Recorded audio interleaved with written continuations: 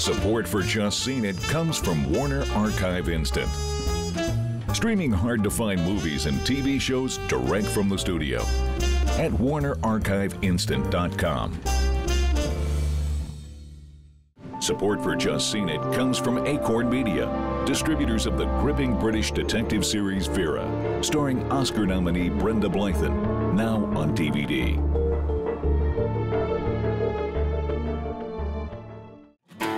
On this episode of Just Seen It, we review the horror thriller, The Purge. We don't want to kill our own. Please just let us purge. The Purge brought up a lot of questions for me, which were far more interesting than what was actually on film. The music industry documentary, 20 Feet from Stardom. Joe was coming on the lot from that front gate, and he says, "There she bloody is." It's toe-tapping, it's crowd-pleasing, it made me want to sing along. Next, we look at the new apocalyptic comedy, This Is the End. I would say it's completely obvious what's going on here. I mean, it's a zombie invasion. Well, thank God that Evan Goldberg and Seth Rogen are back to making R-rated films. Then welcome the return of Mike and Sully in Monsters University. And what about you with all your shedding? I don't shed. Really? I love that Mike and Sully are initially presented to us as rivals. All right here on Just Seen It.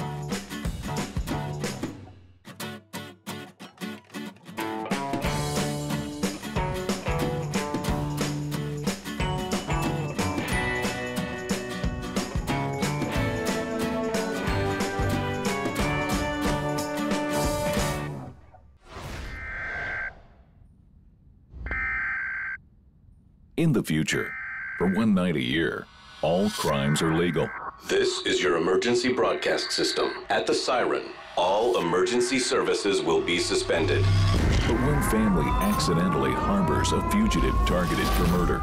Our target for this year's Purge is hiding in your home. You have 1 hour to find him and give him to us, or we'll kill all of you. Together, they must fight for their lives and survive the night in The Purge. Hi, I'm Brenna. I'm Charlotte. And I'm Kevin, and we're here to talk about The Purge. We've all just seen it. Yeah, so first I'd like to introduce Charlotte Hambrick to the show. Thank you for being here. Thank you, guys. I'm with Entertainment Tonight, and I am so honored to be here. And since you're our guest, why don't you start us off? Well, I'm going to start with James DeMonica, both writer and director. And usually when it's a writer-director, you think there's going to be one vision. Right. In this particular case, that didn't happen, unfortunately. It was an amazing premise with horrible execution, but an amazing viral marketing campaign, I have to say, on the part of the studio. The posters all over the city, the billboards, everything online. I was really excited because of the premise. And then I go to see it, and the premise isn't really explored. There's no commentary, and the premise is used as another excuse as to why the cops can't come help in a home invasion. Right. Usually we have dead cell phone, or they cut the home lines, they're in the middle of nowhere. This time it's, oh, there's just no police services going on, and they don't do anything with it. They had such an opportunity to explore so many different themes, and it ended up being funny games. It ended up being rich white people fighting each other with guns in the dark over a black guy, which is really problematic. Oh, and they never mentioned race. And you didn't go into it with the morality struggle. I mean, I thought that's what I was going to experience, was this great morality struggle of what do you do when it comes to protecting your family. This film was just all over the place. It felt like it was 5 different writers, corny dialogue. The execution in general reminded me of the 2008 Strangers. Yes. A lot of similarities there. Yeah. So there was an original premise, but not necessarily an original execution. And what's interesting that you say that you bring up The Strangers, and a lot of people who haven't seen the movie are thinking it's going to be like that. They're like, oh, the creepy masks. But the weird thing is that the villain is shown, his face is shown at the beginning. He's wearing a prep school outfit, so you know who he is already. Whereas The Strangers, at least, there was some mystery about who they were. Here, you're like, it's the prep school kids trying to kill the black guy.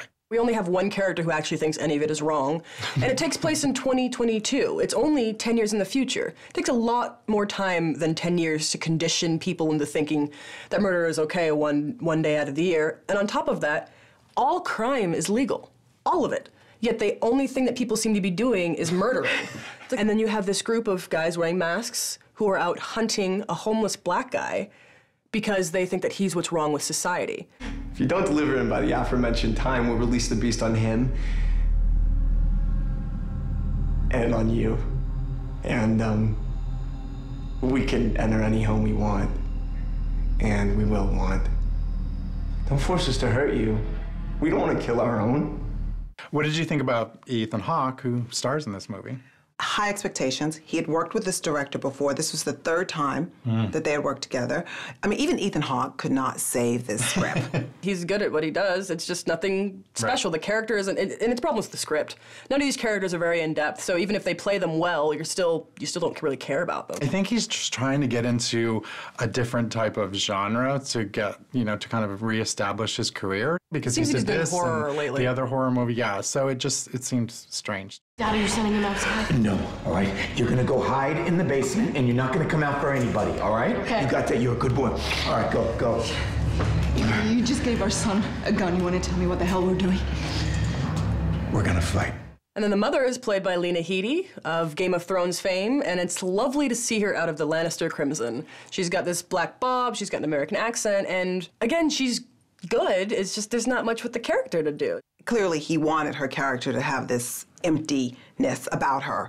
But for me, she came up completely empty. James DeMonico is the writer-director, and he's written and directed 2 other films, Assault on Precinct 13 and Staten Island, which have similar feels to them, and I think he's kind of doing the same thing here.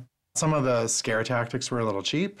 It was kind of the jump stuff, but I didn't feel any suspense at all. It was standard horror directing. There was loud noises and, oh, there's somebody behind you, and all these kind of things that we're used to. It was very gimmicky, but it worked. People in the theater jumped. I heard somebody scream behind me at one point, but it's nothing new. It's standard horror fare. That's why I have to say it was so disappointing on so many levels, because he could have taken a young audience, which traditionally comes to see these types of movies, and really got some dialogue on some serious issues with regards to bullying and violence and so forth, and the haves and the have-nots, and absolutely. Yeah, all missed opportunity. Absolutely. The Purge is a weak execution of what could have been an excellent debate. Stream it.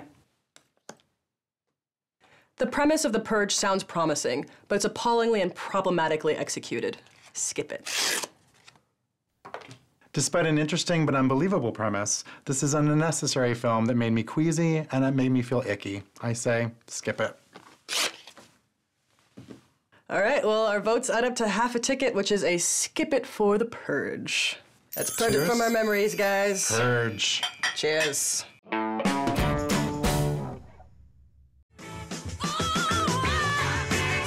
Little is known about the backup artists for the world's biggest bands. Their hopes and dreams are overshadowed by the acts they support. Now, those incredible singers are finally given the spotlight in 20 Feet from Stardom. Hi, I'm Leah. Hi, I'm Sasha.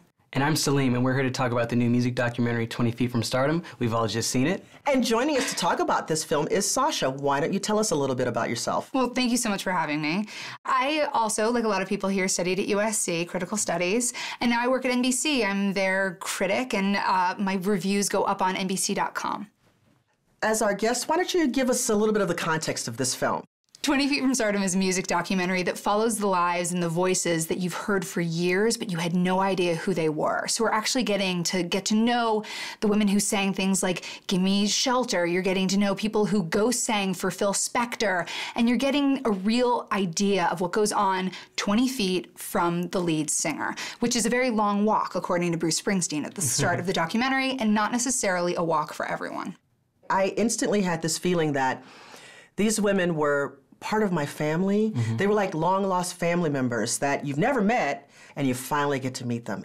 A lot of the times, we don't understand how important backup singing is. We just think that these are the people that are behind the stars that are waiting for their chance to become celebrities, but a lot of the times that's not the case. Right.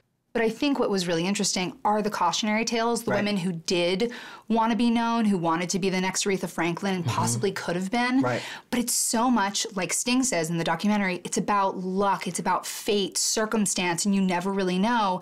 And I love that you were able to see the struggle, but also the beauty and the grace of being able to sit back and say, what I love is music. I don't have to be the person in the front. Right. I just want to make really nice noises. Well, what I loved about working with Joe is that he let us be ourselves. In England, they were like, go for it, give us all you have. And there were people like Lisa Fisher and Tata Vega that were really clear about that. No, I'm glad that you brought up Lisa Fisher especially, because she has the voice of an angel. And when you watch her on screen, she's almost like a prodigy of sorts. I almost cried. Yeah, no, I agree. I got goosebumps listening to her amazing voice. And your thought is, she can be as popular and as big as just about anybody.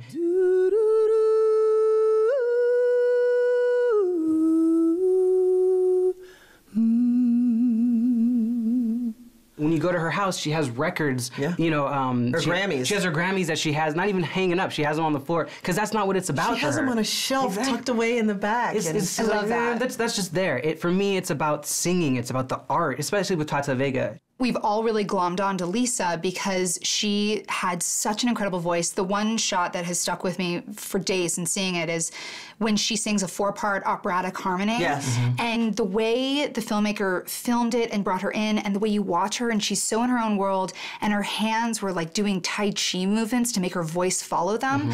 I thought that was so exceptional and such a great way to show the power that each of these women have. I want to see the other side. I want to see the reality of what it is to work in the music industry. Yes. And I love that this did not follow the cliches we've seen a million times. Right. And it also made you feel like you were part of it, because every song that came on, you would be like, I want to sing along. I want to sing along. I know that part. And since I walked out, every song I hear, I'm like, oh, it's the Waters. Oh, it's Darlene Love. Sing it, girl. I love that. And somebody would start singing something, or someone would start playing something, and everybody just...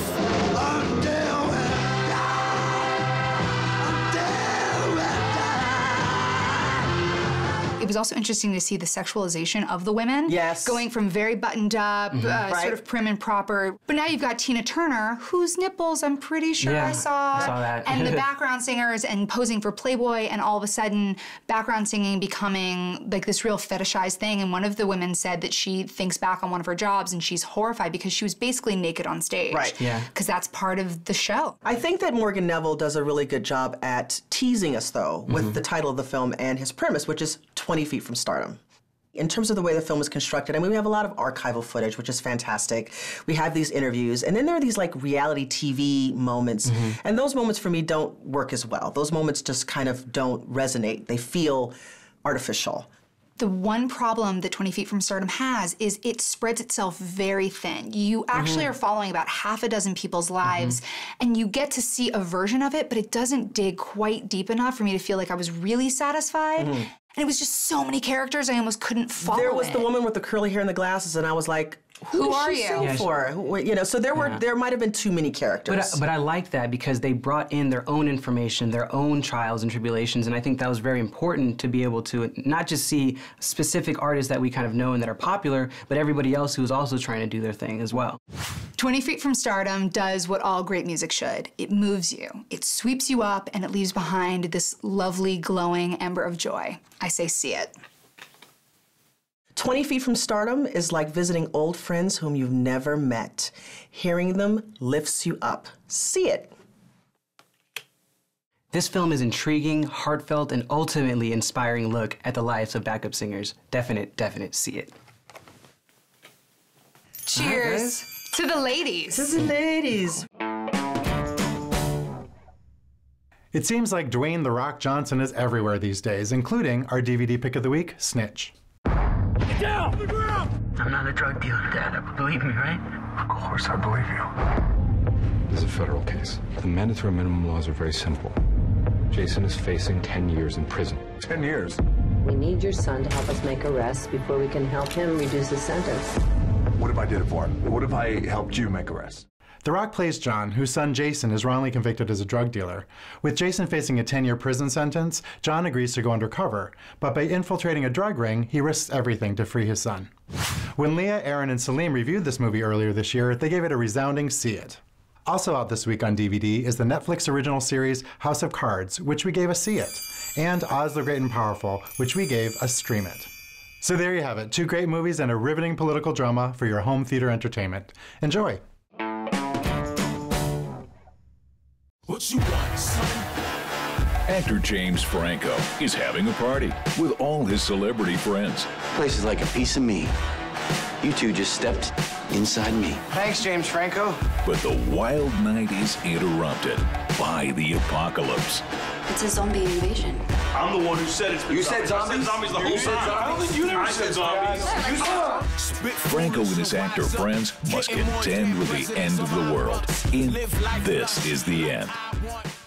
Hi, I'm Salim. My name is James Strong, but everybody calls me Hercules. And I'm Brenna, and we're here to talk about This Is the End, the new comedy from Seth Rogen and Evan Goldberg. We've all just seen it.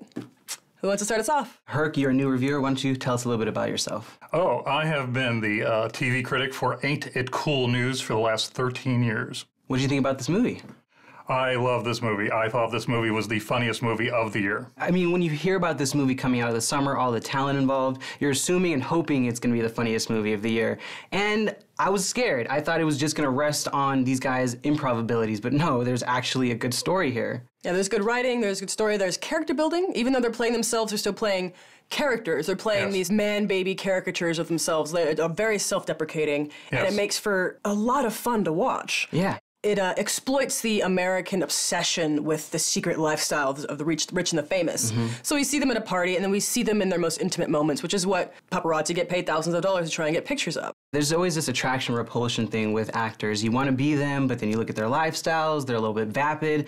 This one works because all they do is make fun of themselves. Wait, everyone gets a fifth of everything. I want 1/5 of your t-shirt. I want the bottom part, the belly. I'm not sporting a crop top in your house. I cut that off, make a headband. You couldn't handle my midriff. When you think of them, every complaint you've ever had about any of these actors, they address it. Exactly. Anytime you've thought something bad, they're like, yeah, no, it was bad. Don't worry. We understand. Mm-hmm. And this was very much in Seth Rogen's wheelhouse. It's really the Seth Rogen film we've been waiting for a long time. Because I guess, I don't know if you guys are old enough, but he used to be on a show called Freaks and Geeks. Oh, of course. He played Ken Miller, and when he was hanging around with James Franco and Jason Segel and Linda Cardellini and Busy Phillips, he was always the guy. I was always watching him in the corner of the frame, waiting for this zinger, because all he did was make fun of whatever was going on. Yeah. And he was always 100% on target. He's always good for a laugh. And this is kind of like a whole movie worth of that. But what I loved about this movie is that it's not just about the comedy. It's surprisingly heartfelt. It's really about Seth Rogen and Jay Barduchel and what happens to a waning friendship when one of them gets successful. This movie is a lot of fun. It's really well written. The characters are all fully developed, but there's one major flaw. If you don't know who these actors are, if you're unfamiliar with them and their work, the entire film would be wasted on you. It's equally about how funny these people are around each other and how we know these people's personalities. But I see it as much as these are just sketches, one sketch to the next, that are kind of stringed together, that have a coherence to them. But each sketch is kind of about a certain subject. Like somebody has a gun and they're waving it around, and then how many jokes can we get about out of that? Yeah, but you wouldn't get why it's funny that he has the camera for 127 hours if you don't know what that is. You won't but get those are why smaller jokes, the Green Hornet is funny. True. You won't get why any of them. There's at least half, if not more, of the jokes are based on who these guys are. That's why they're playing themselves instead of somebody else. We obviously have tons of actors here. I'll start with my favorite. Danny McBride was hilarious. He kind of played the villain in this picture. Kinda. I didn't want to give it all away because he becomes quite villainous. If you know who Danny McBride is, you kind of... This film is also full of villainy. Yeah, no, and that's the other thing I loved, is that it's really about these guys and their flaws and how their flaws either help them or hurt them near the end of the movie. Perhaps the most evil person in the film of all is Jonah Hill, and he was, for me, a major highlight. He goes through the most extensive and dramatic character arc, and I think the funniest. Jonah Hill. Jonah Hill is no more. Demon? Yes. That's not good. That's not good. Along with this cast, we also have a string of cameos that make the film amazing. We have Michael Cera, we have Emma Watson. Everybody who shows up is there for the perfect amount of time. Nobody's there for too much. The script is by Seth Rogen and Evan Goldberg, and they're Judd Apatow proteges, who previously wrote Pineapple Express, Superbad, and The Green Hornet. The Green Hornet was PG-13. This happily brings them back to their R-rated roots, and thank God. And it's shocking because this is their first time directing as well. And it's wonderful to see how adept they are at getting all of these comedic actors together. Every single character had their time to shine. Nobody got shortchanged. Yeah, this is Seth Rogen and Evan Goldberg's directorial debut. And to do so well on their first film with no experience. It's kind of a miracle. It's amazing. It's such an elaborate movie with so many big special effects. It looks like Pacific Rim sometimes. It looks like a Ghostbusters. By the end of this film, you're left with this sense of happiness, not just because these characters end up in a great position, but also because this movie worked. This Is the End is filled with action, scares, thrills, and self-deprecating celebrities. I think it's the funniest movie of the year. I say see it. With a hilarious and entirely unique form of storytelling, This Is the End is the beginning of something wonderful. See it. I honestly didn't want this to end. Hilarious through and through, unique, and surprisingly heartfelt. See it. All right, guys, cheers! Cheers. So this is the end. To the beginning.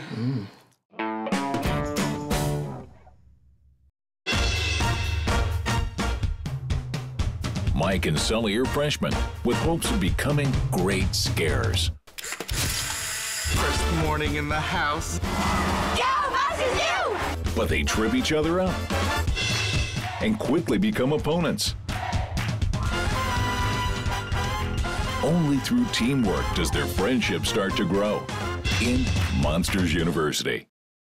Hi, I'm Salim. I'm David. And I'm Aaron. And today we're here to talk about the prequel to Monsters, Inc., Monsters University.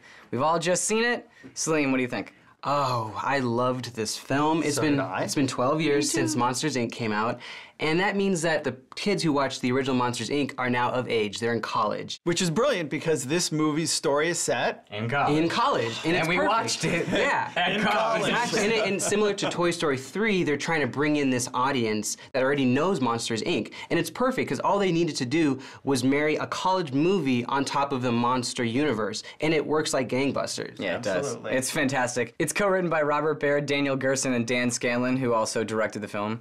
And the script is absolutely phenomenal. It's not a movie for kids, it's a movie for adults that has things that kids will like. You know, there's real character arcs, there's twists. It hooks us. We want to pay attention and we want to see their journey from becoming, well, I don't know, maybe enemies might be a little bit tough, but they're definitely rivals. They're rivals. Yeah. That's it. That's an even better word. What this movie does in terms of screenwriting is you always hear this in the business. Give me something that I know, but give it to me in a fresh and new way. And that's exactly what this movie does. It gives us the familiar, but it completely retells what is essentially the genesis story of Sully and Mike. I'll lift the bed, you grab the pig. Ready? What? One, No. two, No. three. No. Don't let go. Careful, he's a biter. I got him. Uh-oh. Whoa! Now in Monsters U, the gimmick here is college, the college atmosphere married into this monster world. And it works perfectly because we have the frats, we have the parties, we have rushing, we have everything college, but with monsters. Watching this at USC with a bunch of college kids was absolutely incredible. I don't think I've ever seen an audience react to an animated movie like this. They were whooping and yelling and laughing so loud you could barely hear what some of the dialogue was at times. It was like Rocky Horror. They were all like, I was expecting them to throw toast at the screen. It was a great movie-going experience. We have to talk about the actors that played the characters in this movie. Of course. Now, initially for me, it kind of bumped because John Goodman, who plays Sully, it sounds just like John Goodman. And Billy Crystal, too. Same thing with Billy Crystal. They don't change their voices, especially from Monsters, Inc. to Monsters University. I was so invested in their characters and the emotional arcs that these two guys had as they went from enemies to becoming teammates to becoming friends that it just, their voices disappeared. They became their characters. It's great. It's a perfect example, again, of enemies becoming friends, friends becoming enemies. And what I love is the chemistry between John Goodman and Billy Crystal is amazing because they were able to actually do their voice acting together, which is rare. The majority of the times people are in their own booth by themselves, having to react or act against nobody. Right. And now, when you see it on screen, it's all there. Well, I want to talk about Helen Mirren, who almost stole the movie as Dean Hardscrabble. Dean Hardscrabble. She's the dean of the Scare College. And in a movie that's supposed to be about scary characters where the whole movie is funny, she's really the only one that was really scary. She was. How would you describe her? She's like a bat centipede thing. Bat centipede thing. And she's always filmed in silhouette. She's always in shadow. The sound design is really great with her too, because you got all creepy crawly. all the Right. legs and stuff. Yeah, and it's just like you can hear the centipede legs and I'm just like, ugh. At the end of the semester, there will be a final exam. Fail that exam, and you are out of the scaring program. Her old British voice tends to work really well. It was great. It was absolutely there were perfect. Like 20 supporting cast members who were famous. This would be a 10-hour show if we tried to talk about all of them. Well, I can mention some of them. You have John Krasinski, you have Frank Oz, you have Alfred Molina, you have Aubrey Plaza, you have Nathan Fillion, Charlie Day. Oh yeah, Charlie Day was amazing. Charlie Day, I think, was Charlie probably Day my is favorite. right as Art, the animated towel. I'm Art, New Age philosophy major. Thought you might like to keep a dream journal. Want to talk about Dan Scanlon, who co-wrote the movie and is also the director, and he worked on Cars and Brave. Pixar has just grown by leaps and bounds in terms of what they can show us and what kind of worlds they can create. He just shepherds this movie in and balances those really quiet, intimate moments between Sully and Mike, and then the really big, huge set pieces where they're having these contests, which we don't want to give away too much of. But he does that great job, which a lot of action directors can't do, and that is balancing the big action scenes with the quiet moments. And there are so many scenes in this movie that don't feel like they should be in an animated movie. All these pans and all these things. That's right, and these huge helicopter shots and crane shots coming in. What I love the most is the pacing, is the small moments, is how emotional. You like a lot of stuff in this movie, I mean, don't you? it's a fantastic film because, like you said, of how real it is, of how honed the script is. I really can't think of anything that's really wrong with the film. When you get to the end, it is resolved so well, but you want more. You definitely want more. Kids and adults will love every single moment of this movie. And if you saw Monsters, Inc. when you were young, you're especially in for a treat. See it. Giving us the familiar in a fresh and interesting new way makes Monsters University a wonderful movie for everyone. See it. Monsters University is the best time I've had in the theater all year, and it might even be better than Monsters, Inc. So I say, see it. Cheers! Cheers! Cheers! Michael Zosky! Oh, you one eye. On our next episode, we review the new comedy The Heat with Melissa McCarthy and Sandra Bullock. Then we discuss the zombie apocalypse in World War Z with Brad Pitt. Finally, we end things with the campy romp I'm So Excited from director Pedro Almodovar. Thanks for watching, and we'll see you next week.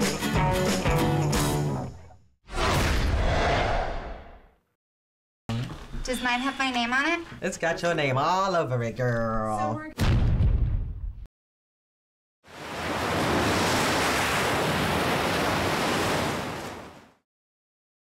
Support for Just Seen It comes from Acorn Media, distributors of the gripping British detective series Vera, starring Oscar nominee Brenda Blythen, now on DVD.